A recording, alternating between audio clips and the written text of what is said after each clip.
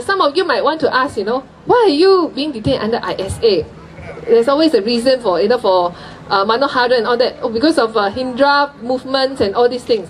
But for me, I tell you, I have not been presented any police report that lodged against me at all.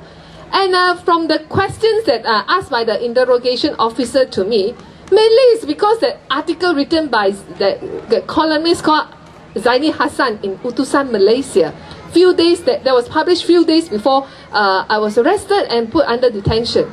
And to my surprise, the police did not carry out investigation. They did not investigate the authenticity of the complaints. They did not investigate they did not question the writers. And because of certain accusations come up by Kia Toyo in Utusan, Malaysia, and also in the article, it is what made me put under ISA detention. You see, as you have read in the papers, one of the main accusations was because I was accused of leading a group of residents in Puchong to oppose the volume of Azan, prayer in Bandar Kinrara, Puchong. Okay, so you know that after I was snapped under ISA, Malaysia Guinea already published a report where the imam of that mosque already came out and said that he has never met me, and he said I never got involved in the whole the opposition against the Azan issue of his mosque. He had clarified that. By right, the police should just take a statement and just release me, but they did not. They did not, even though he had come out to clarify it. And on Friday when I read the New Straits Times papers, then I read that the day before I was released, on my 6th day of my detention, then only that official of the Bandar Kinrara Mosque was asked to give statement in the police station. In the police, so that they should have investigated first before they put me under ISA. They did not. I can tell you that, friends, I'm actually very grateful to our Muslim friends, to my friends in Keadilan and also in PAS, our Muslim friends especially, because they know that it is not easy. I know that it is not easy for them to stand up to defend me, but I know they did. And I'm very grateful to the Kota Damansara Mosque, where they have held a khutbah to pray for Raja Petra and me and all other ISA detainees. I'm very grateful to them.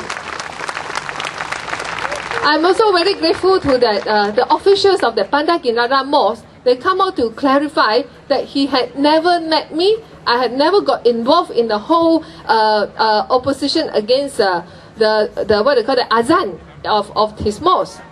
And I can tell you that today, although I was so busy, but I still asked my assistant to go to that mosque and try to contact some of the officers of that mosque to tell them that I wish to pay them a visit. I wish to thank them for, standing up to clear my name. 2 hours later, I received the SMS from my assistant, where he told me that the imam and the officers of that mosque were under tremendous pressure now. They were being heavily criticized by certain quarters for standing up to come out statement to clear my name. And they say, sorry, they cannot meet me. They can only meet me when the things, has cooled down.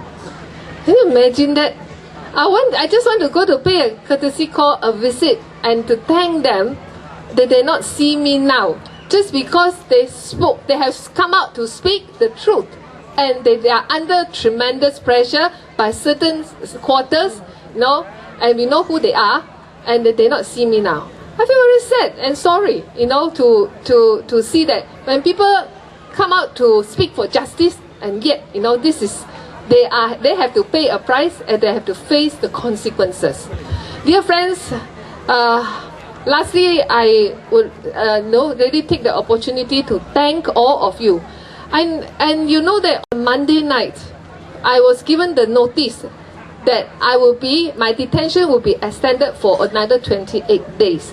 I really prepared myself for that, and I really yelled and shouted, at the police officers that served me the notice, they asked me to sign, as a, to receive, to show that I received the notice. I refused to sign, but I really blasted them nicely.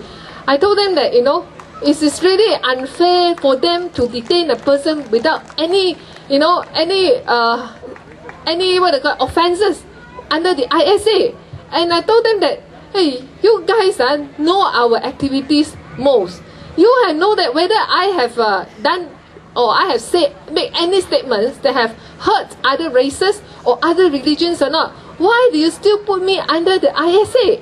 And this is Bulan Ramadan, Bulan Suci. I told them that you put the innocent person under the ISA. This is a great sin. Ini dosa. I told them. And I can tell you, I know that I shouldn't blame the lower rank officers because they always say they take orders from the top. They not rebut me. They not rebut me, and at least I told them that, clearly that. I told them very clearly at that night also, I think it's really time for us to have a change of government. I said, you better treat me nicely. I told them that you better treat me nicely. Who knows when there is a change of government, I become internal security minister, I have your boss,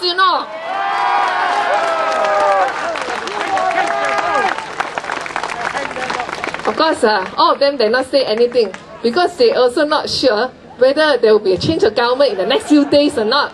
So all of them did not rebut me. Maybe they're afraid that, who knows, one day I'll be their boss, and then I will fire them. But anyway, reason I want to thank all of you is that I'm supposed to be detained for another 28 days. If not because of the outrage of the Malaysian citizens throughout the country, not only in Selangor, KL only, but also in Perak, in Penang, and that even spread to the East Malaysian, Sabah and Sarawak.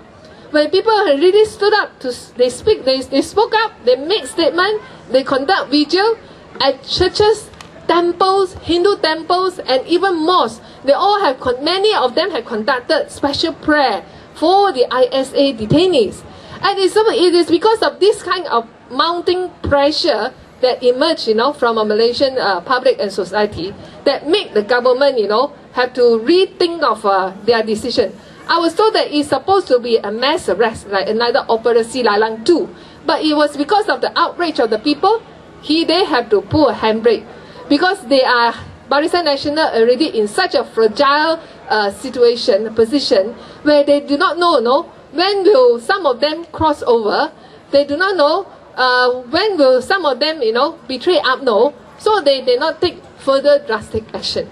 So I'd like to really thank all of you. If not because of your prayer, if not because of all your solidarity support, and if not because of the media and our lawyers and civil societies that have come forward to speak up against ISA, I would not be here speaking to you today. I might be spending my time in the prison together with Raja Petra. Though I'm out now, but we all still need to continue our campaign because Raja Petra is still in solitary confinement in the cell. And we also have 60 others ISA detainees. They are suffering, they are crying, they are forced to be separated from their family members. And we should remember all these people and we should continue to put them in our prayer. I think the only hope for all of us is to unite together, to send a strong message to the Barisan Nasional government, to tell them that the people of Malaysia demand ISA to be repealed. I would urge everybody to continue our fight and struggle against ISA until ISA is repealed. If they continue, the Barisan Nasional government continue to maintain ISA and refuse to budge to our request, and we all have to work very hard to change the Barisan Nasional government to the Pakatan Rakyat government. Thank you very much.